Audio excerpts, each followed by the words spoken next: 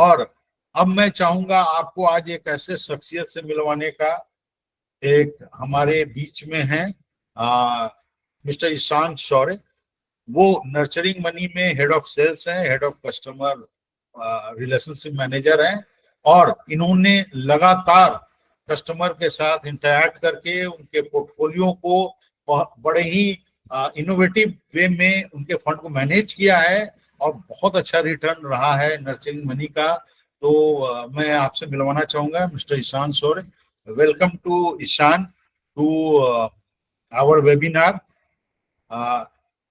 ईशान, कुछ प्रश्न हम जानना चाहेंगे जो हमारे निवेशक के तरफ से हैं कि पहले आप ये बताएं कि नर्चरिंग मनी अपने निवेशक के पैसे को बेहतर ढंग से किस तरह निवेश करता है। आपका काफी प्रैक्टिकल एग्जांपल रहा है इसमें, तो प्लीज इस पे थोड़ा आप चर्चा करें।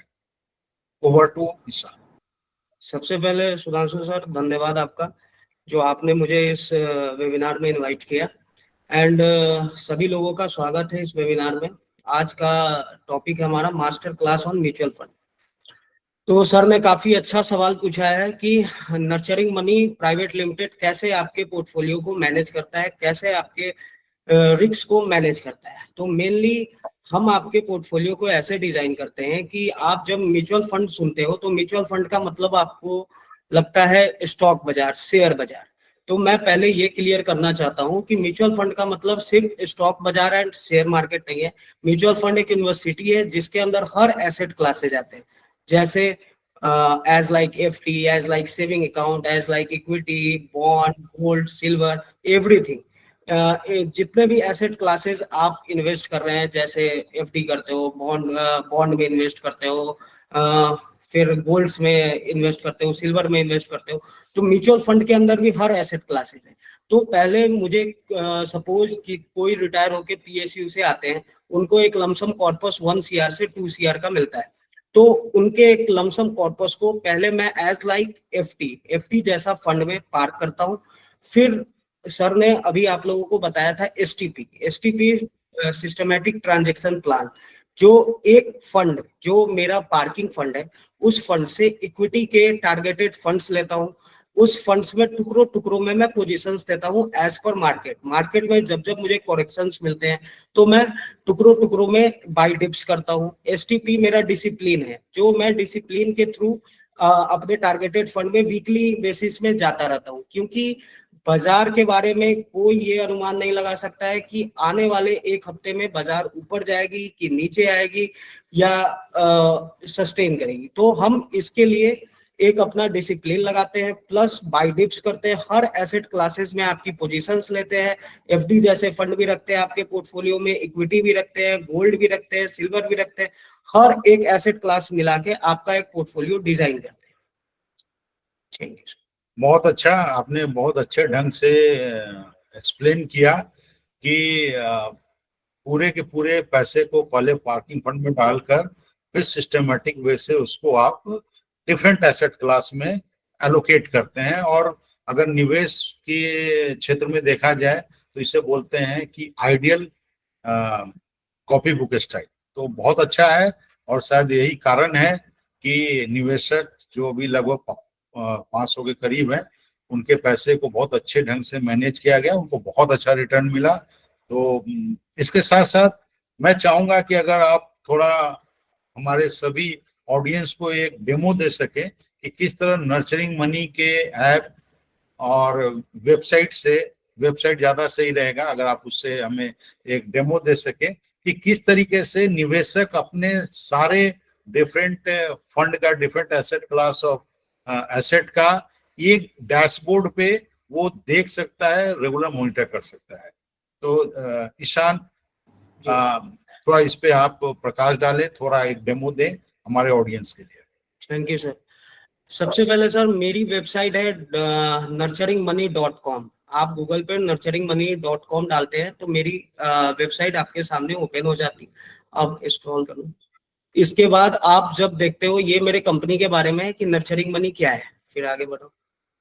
ये मेरे स्टैटिक्स है। मैं अभी ओवरऑल 400 से 500 फैमिलियों के साथ जुड़ा हूँ। 300 करोड़ के ऊपर के फंड को मैनेज कर रहा हूँ अलग अलग एसेट क्लासेस। फिर ये मेरे अलग अलग जगहों पे, मेरे को फाउंडर डॉक्टर कुमार गौरव अलग अलग जगहों पे सेमिनार्स एंड वेबिनार्स करते हैं, क्योंकि लोगों को हम एजुकेट, एम्पावरमेंट एंड कोलैबोरेट करते हैं। तो लोगों के लिए एक अच्छा एक सेमिनार्स ऑर्गेनाइज करते हैं कि लोगों को हम ज्यादा से ज्यादा एजुकेट कर सके कि वो अपने पैसे को कैसे मैनेज करेंगे कि उनका एक अच्छा रिटर्न जनरेट कर पाए, अपना एक नेटवर्क अच्छा बना पाए। तो इस पर्पज से हम अलग अलग जगहों पे सेमिनार्स एंड वेबिनार्स करते हैं। ये मेरे डॉक्टर कुमार गौरव साहब काफी वीडियोस बनाते हैं। मेरे 400 से 500 क्लाइंट है, तो एवरी डे मैं हर किसी से इंटरेक्ट नहीं कर सकता हूँ। तो एक वीडियो के माध्यम से एवरी डे ब्रॉडकास्ट के थ्रू मैं अपने क्लाइंट्स को मार्केट आउटलुक्स देता रहता हूँ कि मार्केट में क्या हो रहा है, आने वाला टाइम क्या है। फिर बीच में EPS 95 आया था, ये सब आया था, सभी चीजों पे हम डिस्कशन करते रहते हैं।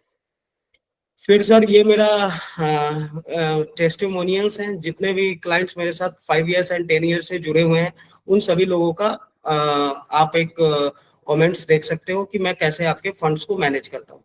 अब आ जाओ। ये sir blogs and articles financial express and ET now के लिए डॉक्टर कुमार गौरव साहब लिखते हैं। आप इसे भी खोल के पढ़ सकते हो, काफी अच्छा नॉलेज इससे भी आपको गेन होगी। न्यू दिल्ली। अभी हम 5 स्टेट्स में अपना ऑफिस रन कर रहे हैं, नोएडा, ग्रेटर नोएडा, हरिद्वार, जयपुर, पटना। दूसरा, मैं अपने सभी लोगों को ये बताना चाहूंगा कि इंडिया में जितने भी एसेट क्लासेस है, mutual fund, fix deposit, life insurance, bond, general insurance, loan, हर हर एसेट क्लासेस में हर कंपनियों के हम चैनल डिस्ट्रीब्यूटर हैं। हम किसी एक कंपनी के लिए बायस नहीं है। इंडिया में जितनी भी कंपनीज है, हर कंपनी के चैनल डिस्ट्रीब्यूटर है, सेबी रजिस्टर्ड है, एमफी रजिस्टर्ड है। और हम अपना कोई भी पोर्टफोलियो जनरेट करते हैं तो वो as per client needs and client goals की हर सभी लोगों के अलग अलग गोल्स होते हैं। किसी का शॉर्ट टर्म में बच्चे की शादी है, किसी के शॉर्ट टर्म में घर खरीदना है, किसी के लॉन्ग टर्म में घर खरीद, तो उनके अनुसार से उनका एक पोर्टफोलियो बनाते हैं और उनके अनुसार से काफी अच्छा पोर्टफोलियो डिजाइन करके देते हैं। फिर मैं आपको दिखाता हूं कि मेरे जितने भी निवेशक हैं वो अपने एसेट्स को कैसे देख सकते हैं। तो आप मेरा वेब पोर्टल से भी आप लॉग इन कर सकते हो एंड मेरा मोबाइल ऐप भी है। तो अभी पहले मैं वेब पोर्टल आपको दिखाता हूँ। मैं अपने को फाउंडर का पोर्टफोलियो आपको खोल के दिखाऊंगा, किसी और का दिखा नहीं सकता हूँ।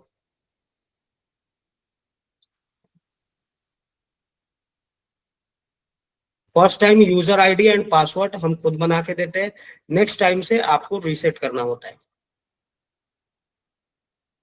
अब आप मेरा डैशबोर्ड आपको दिख रहा होगा, जिसके अंदर आपको invested amount and current value and क्या प्रॉफिट है एंड क्या अब्सोल्यूट रिटर्न है एंड क्या एक्सआई है। अब्सोल्यूट रिटर्न क्या है कि आपका इन्वेस्टेड अमाउंट और करंट अमाउंट की डिफरेंस को वो बताता है कि आपने कितना रिटर्न जनरेट किया, और XIRR आपके एनुअलाइज रिटर्न को बताता है कि आप सालाना क्या रिटर्न को जनरेट कर रहे हो। फिर मैंने जैसे आपको बताया था अभी कि मैं आपके पोर्टफोलियो को ऐसे मैनेज करता हूँ कि पहले आपके फंड को पार्किंग फंड में रखता हूँ, फिर टुकड़ों टुकड़ों में इक्विटी में ले जाता हूँ। अभी आपको एसेट एलोकेशंस में दिख रहा होगा कि मेरा जो डार्क ब्लू कलर है वो इक्विटी का फंड है एंड जो लाइट ब्लू कलर है वो मेरा पार्किंग फंड है, जिसे मैं टुकड़ों टुकड़ों में इक्विटी में ले जाता हूँ। अभी जो आप रिटर्न 15% XIRR देख रहे हो, इसके अंदर टोटल का टोटल इक्विटी नहीं है, 20% आपका FD है, जो जिसकी taxation long term short term capital gain की है, बट उसकी जो रिस्क एपेटाइट है वो बिल्कुल लो है, उसमें कोई भी रिस्क नहीं है। तो मैं ऐसे फंड में पहले पैसे को पार्क करके फिर टुकड़ों टुकड़ों में इक्विटी में पोजीशंस लेता हूँ कि any time of dips and कोई भी अपॉर्चुनिटी आए तो हम उसे बाई करने के लिए रेडी रहते हैं।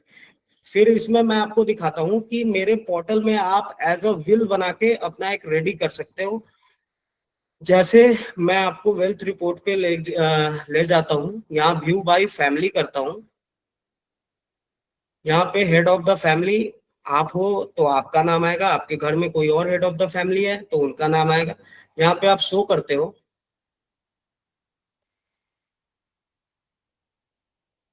और तो यहाँ पे आप देखो कि हर एक एसेट क्लासेस मेरे पोर्टल में आपको दिखता है। Mutual fund, equity, post office, FD, commodity, real estate, PMS, general insurance, life insurance, everything. मतलब कि आपके जितने भी पैसे जहां भी लगे हुए हैं, आप मेरे पोर्टल पे इसे मैनुअली फीडिंग करके as like a will ready कर सकते हो। जैसे सपोज आपके बच्चे अमेरिका रहते हैं, ऑस्ट्रेलिया रहते हैं, न्यूजीलैंड रहते हैं, तो आपके जितने भी एसेट क्लासेस हैं कि आपने आज आप लोग सभी लोग जानते होंगे LIC housing finance. LIC housing finance जो बनी वो एलआईसी के अनक्लेम्ड पैसे से, जो 18,000 करोड़ से ऊपर के थे, वो वैसे ही पैसे थे जो लोगों ने अवेयरनेस नहीं किया और अपने लीगल हायर्स को समय रहते नहीं बता पाए, जिसके कारण आज इतने अनक्लेम्ड पैसे भारत में है। तो हमने एक ऐसा अपने सीनियर सिटीजन्स के लिए बनाया अपना पोर्टल को कि अपना हर एक पेनी पैसे को वो अपने एक पोर्टल पे फीडिंग करके अपना नेटवर्थ कैलकुलेट कर सकते हैं। थोड़ा ऊपर कर, जैसे कि और थोड़ा ऊपर, जैसे कि अभी आप देख रहे हो total portfolio valuation in all asset classes for family 6.25 crore. तो ऐसे ही आपका भी पूरे एसेट क्लासेस एक जगह पर दिखते हैं कि आपका म्यूचुअल फंड में कितना है, एफडी में कितना है, रियल एस्टेट में कितना है, कि आपको काफी इजी टू सी होता है। फिर मैं आपको अपना एक बाइफरकेशन आएगी कि म्यूचुअल फंड कौन से फंड है, प्रॉपर्टी कौन सी है, एफडी कौन सी है, लाइफ इंश्योरेंस कौन सी है। अब सर आप लोगों को भी व्यू होगा कि जैसे ये म्यूचुअल फंड्स के डिटेल्स आ गए, ये आ गए, आप स्क्रॉल करो इसको कुमार गौरव के लिए।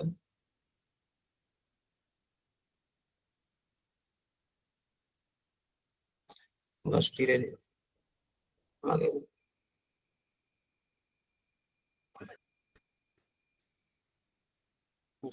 अब जैसे ये कुमार गौरव साहब का आ गया, इसके अंदर जितने भी इक्विटीज के फंड है, आपको हर एक फंड नेम्स के थ्रू दिख रहा है किस कब हमने खरीदा है, किस सेंसेक्स के वैल्यू पे खरीदा है, क्या इन्वेस्टमेंट वैल्यू थी, कितने यूनिट्स मिले हैं, किस एनएवी प्राइस पे खरीदा था, क्या आज की करंट एनएवी चल रही है, कितनी टोटल गेन है। ये सब कुछ आपको काफी क्लियरली दिखता है कि आप सिर्फ एक फोलियो नंबर आप डालते हो, आपकी सारी डिटेल्स आपको मिल जाएंगे। सपोज आपके बच्चे बाहर हैं, उनको अगर आपके किसी फंड को देखना है तो हमारे रिपोर्ट से एक फोलियो नंबर निकाले, वो डालें, उनके पास हर एक डिटेल्स आ जाएंगे। फिर आप इसके नीचे देखोगे कि मेरे रियल एस्टेट्स, ऊपर स्क्रॉल,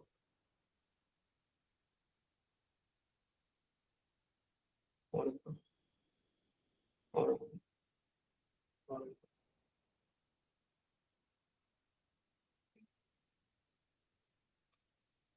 और, हाँ। अब जैसे आप देखोगे कि रियल एस्टेट, जैसे आपका कोई भी फ्लैट है, तो आप अपने फ्लैट को खरीदे, आप इस पे भी फिटिंग कर सकते हो कि आपने कितने रेट पे खरीदा, क्या आज की करंट वैल्यू चल रही है, कितना आपने रिटर्न बनाया है, क्या XIRR है, ये सब कुछ आपको दिखता है। दूसरा जो सर ने बताया था पीएमएस, पीएमएस पे भी मैं आपको 1 मिनट का एक व्यू दे देता हूँ कि पीएमएस क्या है। Portfolio management services. PMS mainly mutual fund, आपके जो फंड मैनेजर्स की टीम है वो 50 से 100 स्टॉक्स में आपकी डील करती है। पीएमएस की फंड मैनेजर की टीम आपकी 20 से 30 स्टॉक्स में चर्निंग्स करती है। इसमें म्यूचुअल फंड में कम चर्निंग्स होती है, क्वार्टरली होती है, हाफ ईयरली होती है, मंथली होती है। बट आपका पीएमएस में weekly and daily churnings fund managers की टीम कर सकती है एंड करती भी है, जिससे आपका पीएमएस एंड म्यूचुअल फंड में यही डिफरेंस है कि अगर आप म्यूचुअल फंड में एंट्री कर रहे हो तो थोड़ा आपका रिस्क कम है, पीएमएस थोड़ा हाई वोलाटाइल है। बट अगर आप एक अच्छे निवेशक की तरह 1 साल से 3 साल का टाइम फ्रेम लेके एंट्री करते हो बाजार में, तो पीएमएस आपको कम से कम 3 इयर्स के एबव आपको 2x का रिटर्न देती है। सपोज कि आपने 50 लगाया है तो 3 साल से ऊपर होते होते आपकी वैल्यूएशन 1 CR तक की बन सकती है। ये सिर्फ पीएमएस में ही ये रिटर्न को आप एक्सपेक्ट कर सकते हो। तो PMS is very good investment and मेरे जितने भी क्लाइंट हैं उनको मैं ये सजेस्ट करता हूँ कि अगर आपके पास 50 लाख रुपए हैं तो पहले आप म्यूचुअल फंड में आए। म्यूचुअल फंड में एनी टाइम लिक्विडिटी है, एनी टाइम आपको जैसी जरूरत हो वैसे आप निकाल सकते हो। अपने नेटवर्थ एप्रिसिएशन के लिए आप पीएमएस लो। जैसे कि सपोज कोई मुझे अगर 1 CR देता है तो 50 लाख मैं म्यूचुअल फंड्स में रखता हूँ, 50 लाख पीएमएस में रखता हूँ, कि अगर आपको कोई भी इमरजेंसी वगैरह है तो मैं आपको म्यूचुअल फंड से खर्चे निकाल के दूं, एंड पीएमएस को नेटवर्थ के अनुसार ग्रो करने दूं कि आपका पीएमएस एक अच्छा वैल्यूएशन पे जाए, एंड ओवरऑल 1 CR का पोर्टफोलियो आपका 18% के ऊपर के XIRR को जनरेट करो। दूसरा, हम जो भी म्यूचुअल फंड्स में आपके फंड्स को खरीदते हैं वो फंड्स को बिल्कुल फंडामेंटली लेके चलते हैं, मतलब हम पास्ट परफॉर्मेंस को नहीं देखते हैं।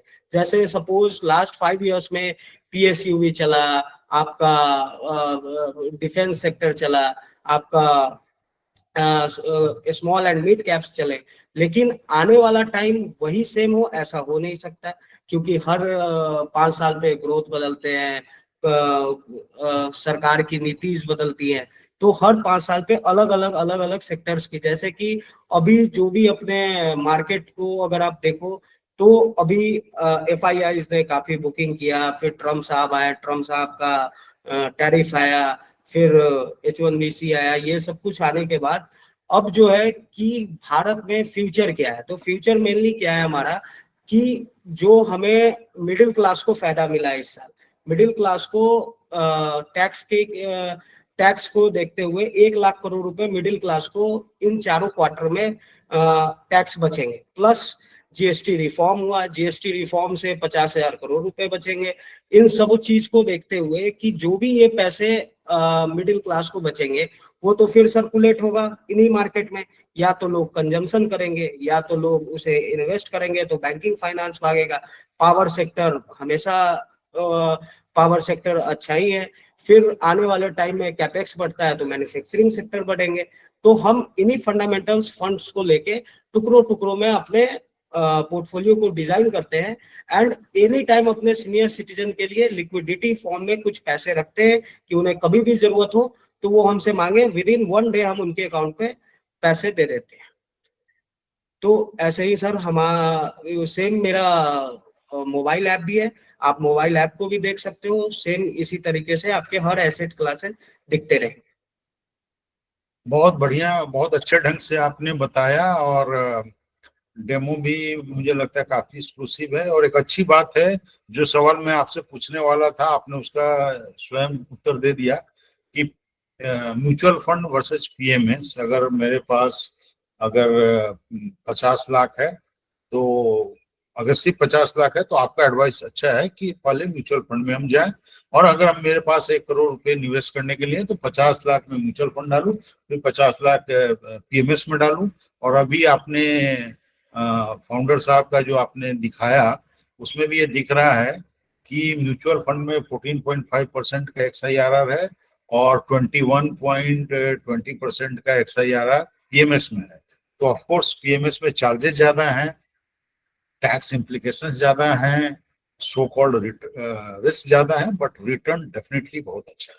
तो thanks for addressing that question. और इसके साथ साथ एक बड़ा नेचुरल सवाल आता है हमारे जहन में कि जैसे nurturing money, wealth management, legal और टैक्सेशन तीनों एस्पेक्ट में डील करती है अपने कस्टमर के लिए। तो जैसे ये एक बहुत अच्छा डैशबोर्ड है, सारे एसेट क्लास एक जगह दिख रहे हैं, और कहीं पे भी किसी को अगर अपना डैशबोर्ड पे जाकर अपने सारे एसेट को एक जगह से मॉनिटर कर सकते हैं। तो ये एक बहुत अच्छा तरीका है अपने लीगेसी के लिए, अपने विल बनाने के लिए। तो जस्ट मैं आपसे जानना चाहूंगा कि जैसे विल है, तो अगर जो मॉनेटरी वैल्यू डैशबोर्ड में आ रही है वो समय के साथ परिवर्तित होगा, तो अगर मैंने आज अपना विल बना लिया कि भाई मेरा जितना भी निवेश है, सारे एसेट हैं, वो नर्चरिंग मनी के वेबसाइट पे हैं, और जिस दिन मेरा विल को एक्सक्यूट किया जाए उस समय जो भी उसका मॉनेटरी वैल्यू वहां पे है उसके अनुसार उसको 2 हिस्सों में मेरे दोनों बच्चों में डिवाइड कर दिया जाए।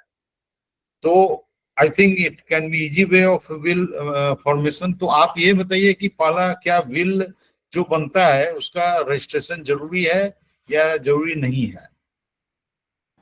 सर, हिंदू सक्सेशन एक्ट के तहत जो आपका अनरजिस्टर्ड बिल उतना ही लीगल है जितना रजिस्टर्ड बिल है।